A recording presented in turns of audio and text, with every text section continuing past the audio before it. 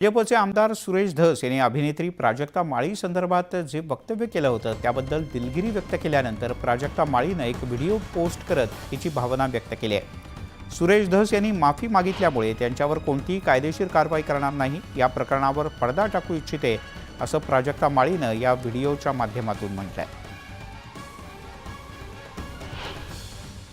आमदार साहेबांनी माफी मागितल्यामुळे आता मी त्यांच्यावर कोणतीही कायदेशीर कारवाई करणार नाहीये, मी करू इच्छित नाही आणि आज या संपूर्ण प्रकरणावर माझ्याकडूनही मी पडदा टाकतेय।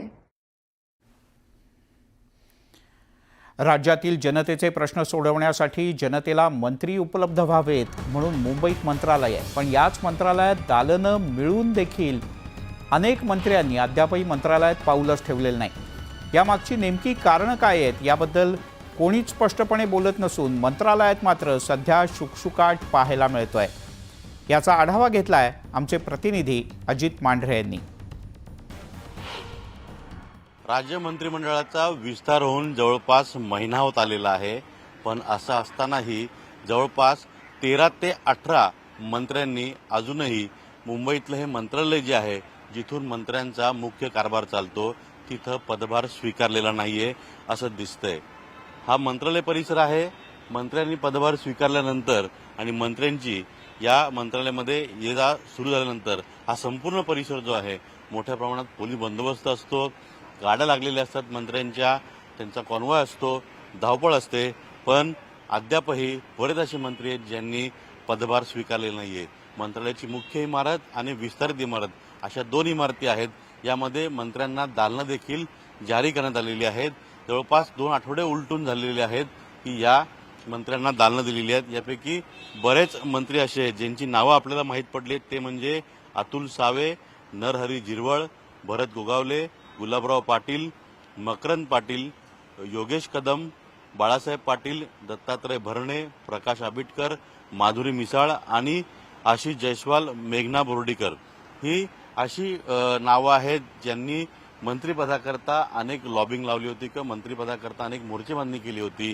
त्यामध्ये जितकी तत्परता दाखवली तितकी तत्परता मात्र त्यांना मंत्रिपद मिळाल्यानंतर यांना मंत्रिपद जो पदभार जो आहे तो स्वीकारण्यामध्ये दाखवलेला असं दिसतंय। सुरुवातीला ज्यावेळेस 2 आठवड्यापूर्वीच मंत्र्यांना त्यांचा कोणतं दालन जे आहे याची संपूर्णपणे माहिती जी ती जारी केल्यानंतर काही मंत्र्यांनी येऊन पदभार स्वीकारला। त्यांना अनेक अडचणींचा सामना करावा लागला, कारण का अजूनही त्यांना दिलेल्या मंत्र्यांच्या दालनामध्ये जुन्याच मंत्र्यांचं संपूर्णपणे कामकाज त्यांच्या फायली पडलेल्या आहेत किंवा शिफ्टिंग चालू आहे। शिफ्टिंग चालू असल्यामुळे तिथं बसण्यासाठी देखील जागा नाहीये। तर अशा परिस्थितीमध्ये देखील अनेकांनी त्यांची जी पदभार स्वीकारण्याची प्रक्रिया जी ती पूर्ण केलेली आहे।